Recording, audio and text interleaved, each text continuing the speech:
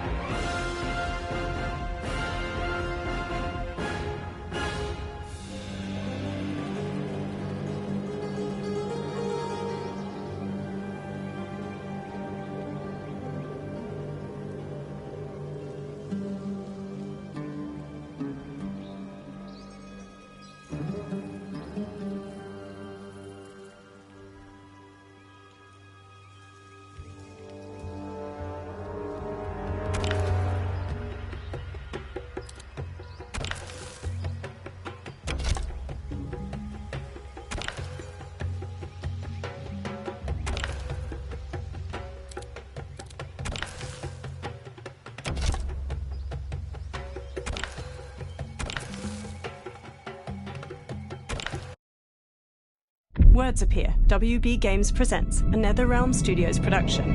An old man stands in front of a caravan near a crowd.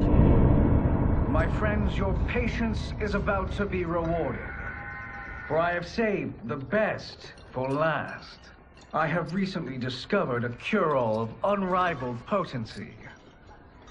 It will soon be on the shelves in every home of Outworld. This elixir is crafted from an ancient recipe. It has Patreon flowers, Margovian nectar, powdered teeth of an Arctican dragon. All this and more, infused with powerful Lycorian magic. There is a village in the next canton over, where everyone has purchased this miracle cure. Overnight, all diseases, even Tarkat, have disappeared. Now, magic this potent is expensive. And I am sure you're asking yourselves, can I afford it? But the true question you must ask is, can I afford to be without it? You lie, Shang Tsung. Your cures are useless. The crowd parts for a bald man as he strides to Shang Tsung, fists hanging at his sides. I'm sorry. You are? Someone fool enough to have believed you. My daughter was dying when you came to my farm. You promised a miracle, and I gave you all I had. But only days later, she was dead. That is impossible. My magic could not have failed her. There was no magic! I took your elixir to an Imperial mage, and you know what she said? The bald man snatches a potion from him and throws it down. It's nothing! Just bourgeois tea! The mage is mistaken, kind sir. My elixirs are of superior quality. Their efficacy is guaranteed. The bald man flings him to the ground. Shang Tsung raises his hands as the crowd closes in around him. Lightning flashes over Shang Tsung's caravan at night. Lamplight pours out from it.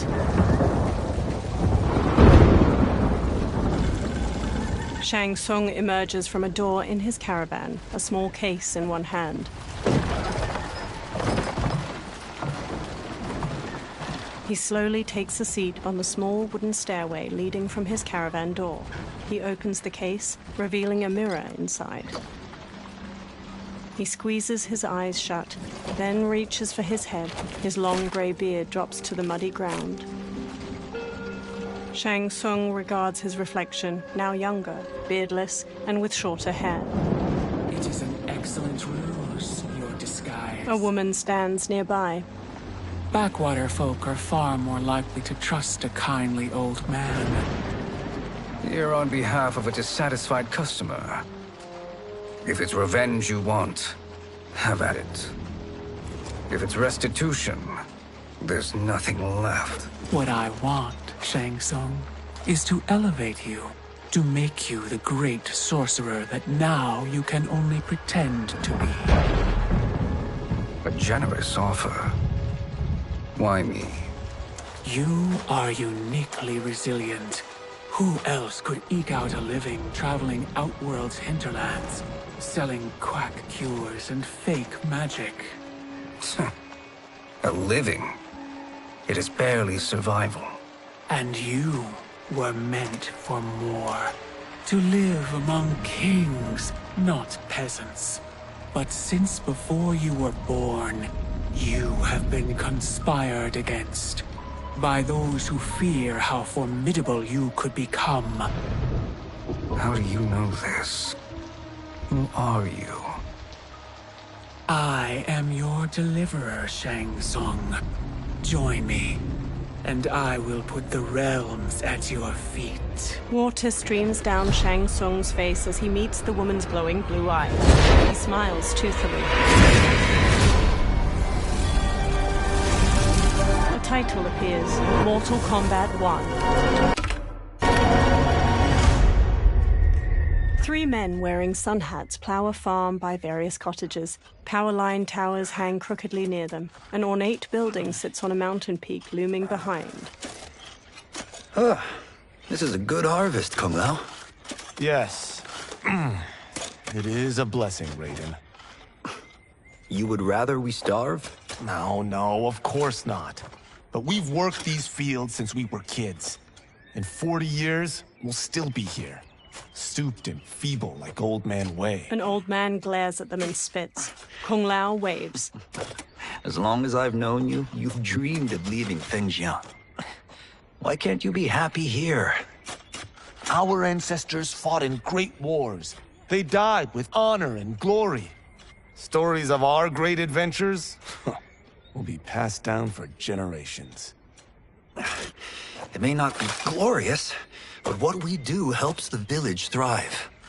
I know. But is it so wrong to want some excitement? If that's what you want, may I suggest a bet? Dinner at Madame Beau's tonight. Last to fill their cart pays. You work faster than me? Ha! Since when? You're on, Raiden. Kung Lao and Raiden both smirk while they shake hands. The two men pass the day harvesting cabbages from their field and throwing them into separate carts. Kung Lao wipes sweat from his brow, then quickly pushes his cart with Raiden down a dirt road to the cottages. A woman uses a kettle to pour tea into a pair of small porcelain cups on a table in a crowded restaurant. She carries a platter with the cups and kettle away as Kung Lao and Raiden walk in. That is amazing. I'm starving. I wonder what Madame Beau is making tonight. An old woman approaches. For you two, whatever you want. Thank you, Madame Beau. You spoil us. Like the sons I never had. Madame Beau leads them to an outdoor dining area. They sit at one of the many tables. Have you two been practicing my lessons? As we can. The harvest leaves us little time for martial arts. Since your first words, Kung Lao, you've mouthed nothing but excuses. If you fail to prepare... Your preparations will fail you. Good. You haven't forgotten. But we'll see if I make you anything special tonight. I'm glad you're paying. Madame Beau might just pad the bill with her anger. I am paying?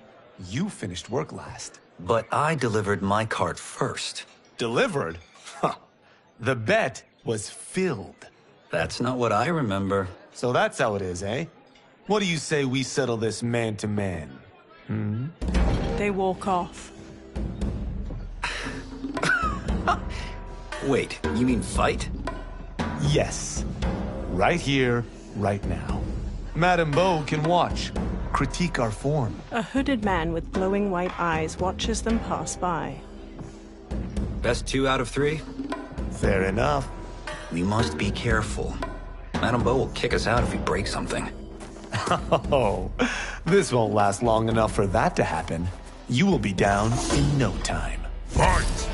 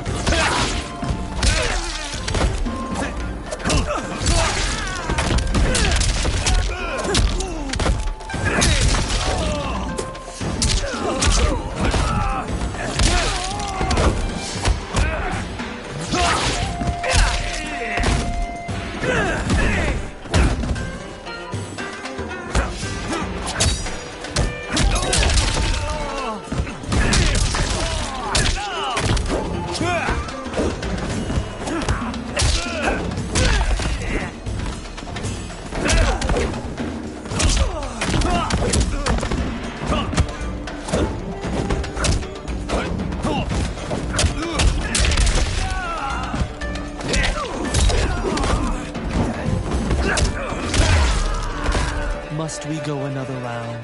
We both know how this ends. Fight!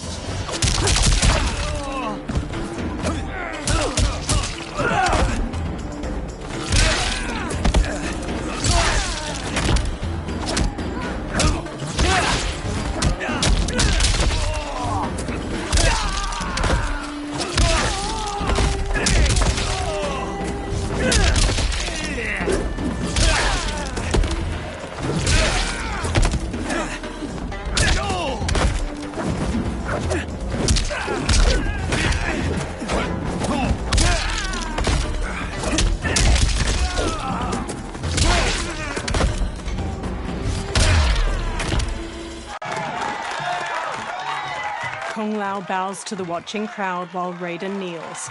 Kung Lao helps him up. You haven't beaten me yet. The day's coming, Kung Lao. Keep telling yourself that. A variety of plates and bowls with scraps of food in them sit on Kung Lao and Raiden's table. You were hungry. Oh. Everything was delicious, Madame Bo. Thank you, Raiden. You boys are always a pleasure to cook for. Raiden hands her cash, but his face drops as she beckons for more. A breeze wafts a bill from his hand toward a man in a dark garb and gas mask. He closes his fist around the bill, then looks toward Kung Lao and Raiden. Madame Bo, the Lin Kuei await your answer. 5 people in dark clothes and cloth masks stand with him. He advances on Madame Bo. I have been busy, Smoke. She steps away. The Lin Kuei? Who are they? Don't know, but I don't like where this is going. What do we do? Stay ready. Madame Bo, it is a simple choice. Pay for our protection, or risk harm to this fine establishment. You'll get nothing from me. That, Madame Bo, is unfortunate. He turns to the Lin Kuei warriors and nods. They flip tables and chairs. Madame Bo punches Smoke's face. He blocks her next flurry of jabs, then flips her through a railing. She falls onto a table below, breaking. Madame Bo! Kung Lao and Raiden quickly get up from their table and fight their way through the Lin Kuei warriors. Smoke throws a smoke bomb, then jumps through the spreading cloud and kicks Kung Lao and Raiden to the floor. You two are brave, but against us, you are in over your head. We don't care who you are or who you are with. You will not menace Madame Bo. Fight!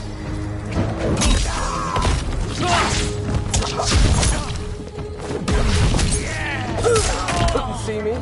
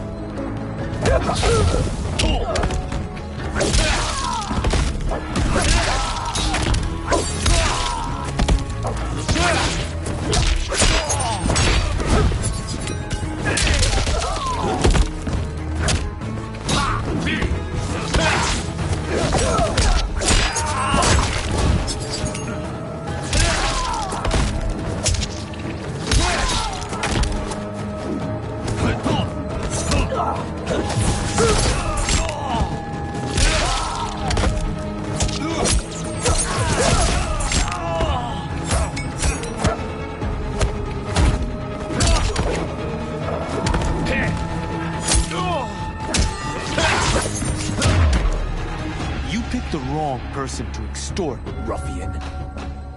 Fight!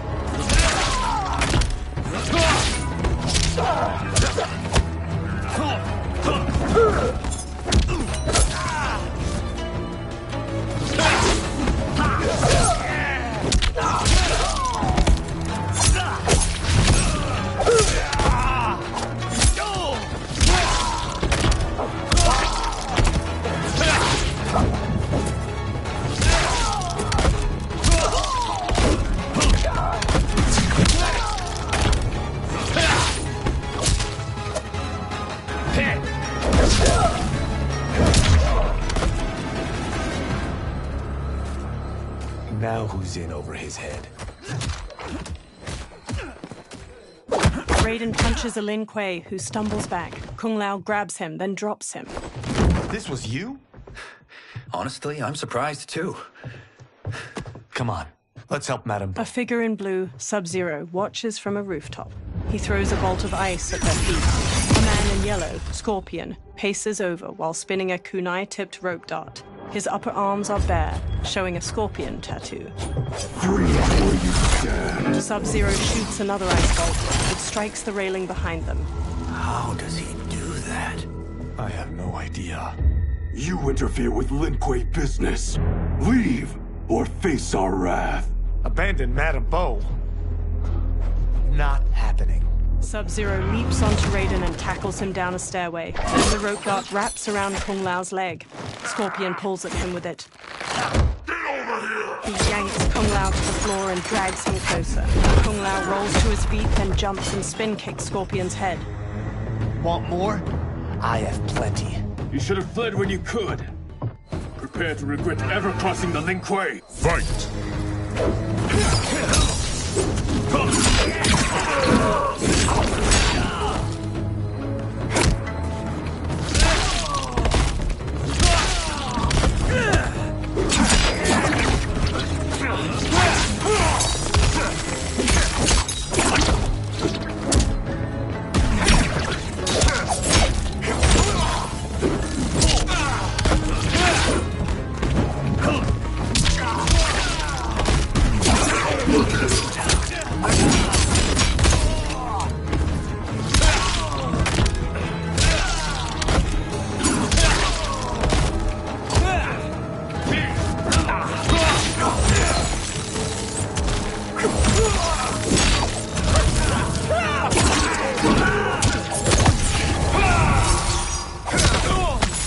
Sub-Zero skewers the victim's skull with ice daggers. He headbutts them. Scorpion slings rope darts through his victim's sternum and neck. He pulls.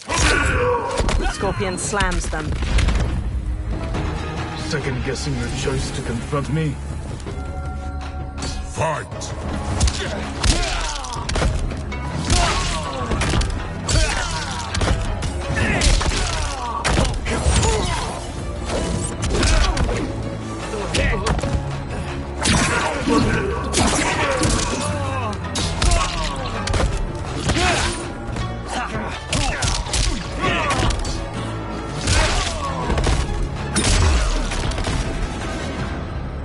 For what it's worth, I'm not regretting this yet. Fight!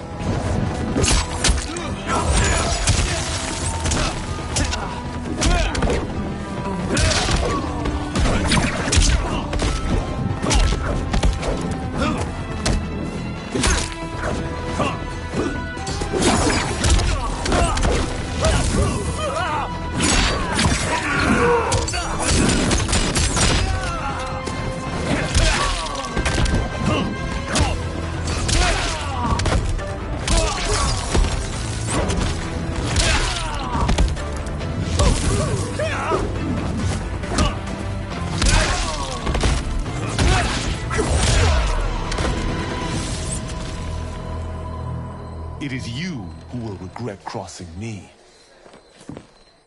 Kung Lao watches Sub-Zero kick Raiden into a pillar from the balcony. Raiden looks up, then climbs the pillar to the level above.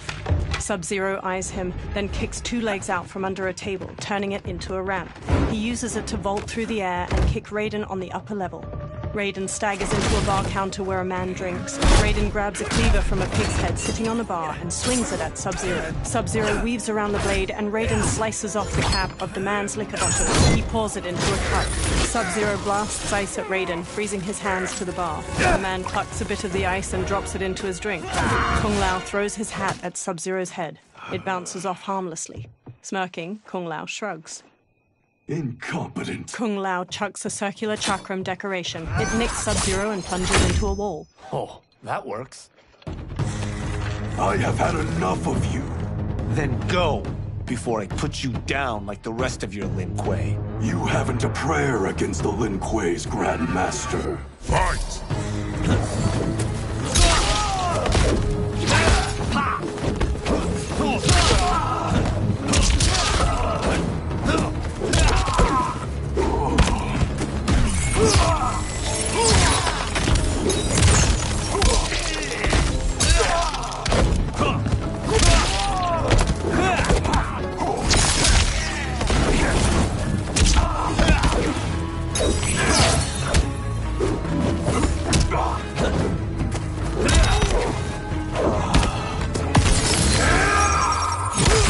The attacker hits the victim's face with a hook, then twists their arm to break their shoulder. Sub-Zero slides on ice shards which stab up through his victim's abdomen and skull. He then chops down with an ice war hammer.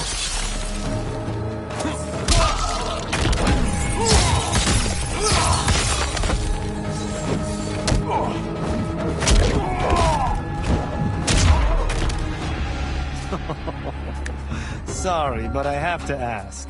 Can Fight. any of you Lin Kuei fight?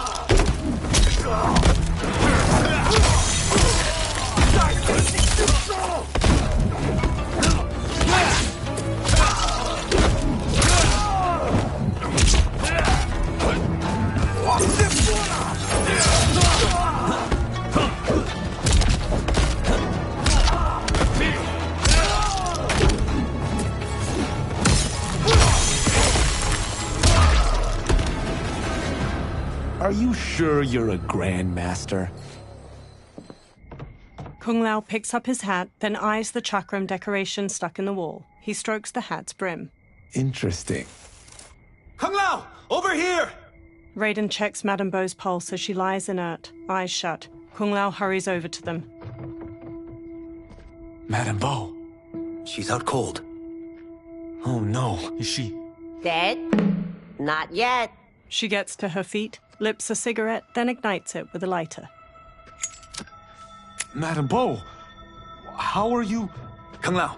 The hooded man with the glowing white eyes approaches them. Madame Beau takes a drag from her cigarette while the man meets her eye. So, Madame Beau, are they ready? A bit thick in the head, perhaps. But they are ready. His eyes are glowing.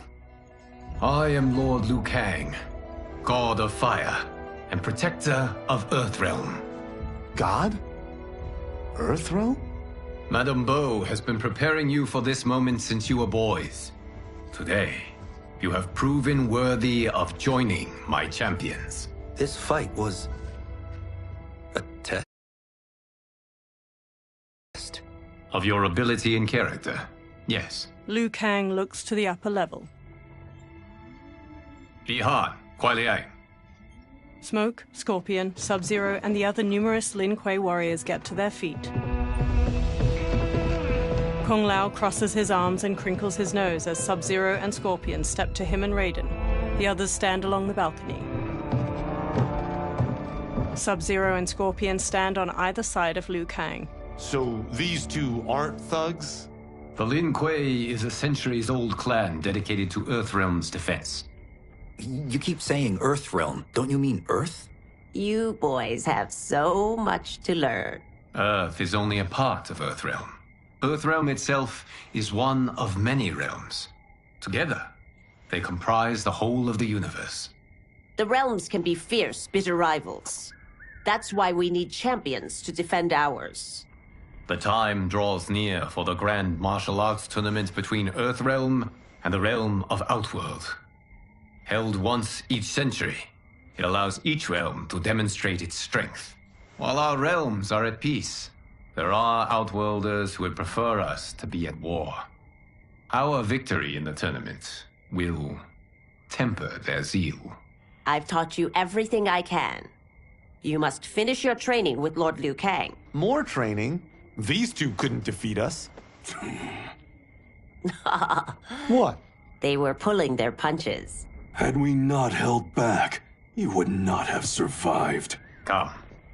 The monks at the Wuxi Academy await to continue your tutelage. I am ready, Lord Liu Kang. And you, Raiden? Li Fengjian? I'm needed here. Earthrealm needs you, Raiden. You'll best serve the village by being one of its champions. I understand. Excellent. I will join you soon. First, there are other champions I must gather. Sunlight soaks through a jungle canopy. A man in a leather jacket and wide-brim hat hacks through the foliage with a machete. Another younger man with a backpack and rifle trails behind him. The men pause. We're off the map. We should go back, recheck the route. It's this way. The man with the hat slices through the jungle as he strides forward.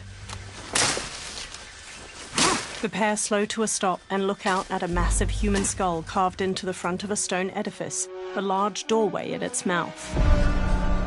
The temple. The pair move along a ruined stone pathway leading to the temple entrance. They stop near a seated woman. Flies buzz around her.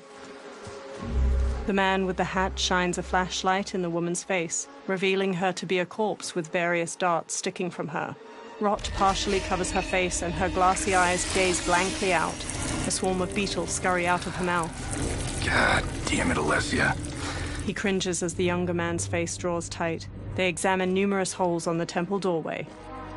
The darts came from here. The man leafs through a journal filled with notes and drawings of venomous animals. Can you open it? Without killing us? Let's hope so. The temple doors open. Light streams past the two men and into the dusty entryway of the temple. Both turn on their flashlights and step inside. They walk through a broad hall. Thick pillars with human figures carved into them line its walls. They turn a corner. Sunlight floods through ruined parts of the wall to their left, and small weeds rise from cracks in the stone floor. Turn them off. They turn off their flashlights. And we're definitely getting warmer. The pair moves down an aisle hedged in by low walls. Lines of fire flicker along the top of each wall. How are these still burning? Oil bubbles up from the ground. The chamber channels it somehow. They move to a doorway blanketed with ivy at the end of the aisle and pause. The two men hop down a short ledge and continue forward. The man with the hat leads the younger man down a path winding through various tall rock formations. They enter a vast chamber. Metal hooks hang from the ceiling over flames flickering in a central circular dais where the rotting body of a man sits on a throne made of intricately carved stone. He holds an ornate metal shield in one hand and a mace in the other. Karavala! And his shield! What? Silver liquid shimmers around large stones in the floor beyond. So? There's metal in the floor. That's not just any metal. It's liquid mercury. Shit, that stuff's toxic. Fatal. Only step where I step. The man with the hat carefully picks his way across the path of stones, the younger man close behind. The younger man steps onto a different stone and starts to fall. The man with the hat grabs his shoulder. Huh? What did I say? The man with the hat steps back on another stone. It sinks a little. The two men sprint across the stones as liquid mercury floods out of channels and ruined pillars surrounding the dais. The man with the hat reaches the other side. The younger man stumbles, then leaps to solid ground. I'm sorry.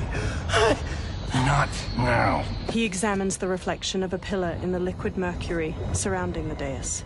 He eyes the pillar itself. Get out the explosives. That's our bridge? Do this right, it'll fall across. The younger man sets explosives at the base of the pillar. A gnarled hand shoots up from the liquid mercury. Two armored women with tattered bat wings rise up. Kalima? They're real? The Kalima fly toward them. Keep working. I'll take care of the she-beasts. You disturb Kataravala's slumber.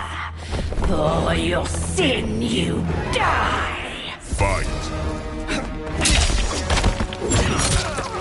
Cue the music.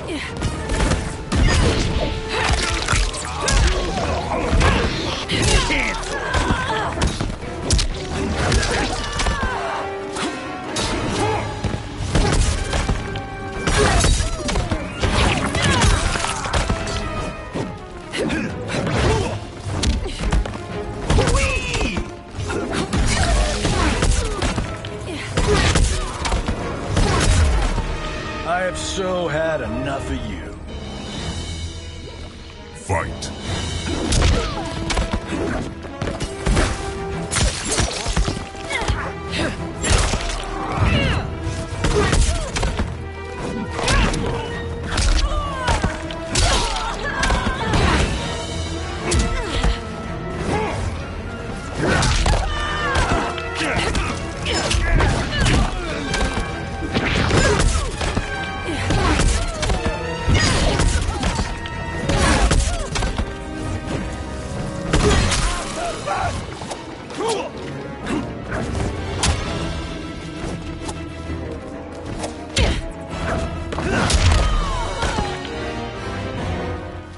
Got no time to die, crazy lady. The man with the hat rushes over. You okay? Yes, we ready? The younger man nods and detonates a bomb that blows up a pillar. The pillar falls and they fist bump. Physics for the win. Let's go. They walk across the fallen pillar above the pool of mercury and explore deeper into the overgrown tomb. They stop by the corpse of Kataravala. The man with the hat brushes his hand across its shield. The younger man exclaims, "This'll be worth millions." It belongs in a museum. He grabs the shield. The younger man leans in, and Kataravala's face turns. He staggers back and falls into the mercury. He struggles, but the liquid overtakes him. Adam! Kataravala swings a spiked mace. The man dodges and jumps onto the pillar. It strikes the shield and throws him onto the ground. He quickly sits up as it pounces. It chucks away its broken mace. It stalks over. You will not have it. He rises. You don't need it. You're dead. Speaking of which, you just killed my best friend. And I'm not one to forgive and forget. Fight!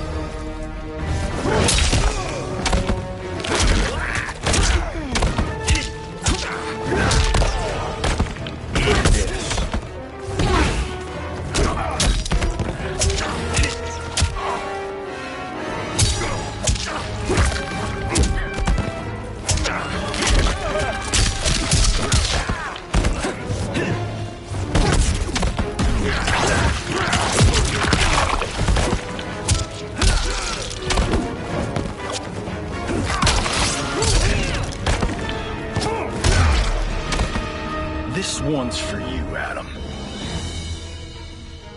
Fight!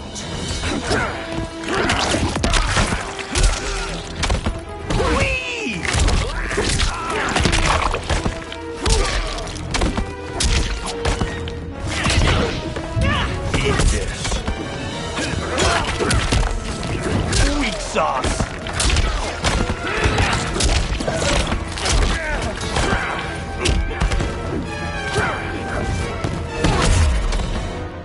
The hatted man scans the tomb. Now where's that shield? He sprints past Kataravala. I'm not yet defeated. Yes, you are. He spins, chucks the shield, and cuts its head off clean. The shield slams against the wall and bounces back into his hand. Time to go home. Cut! Print I knew it! Woo! I felt that one. You felt it too, right? Crew member. Temple of Kataravala, take 39, tail slap. Director. That's a wrap. In a studio, crew cheer. The director takes off a headset and hands it to a woman. The hatted man shakes his hand. Steven, this was fantastic. Thank you. Oh, just like the old days. And these props.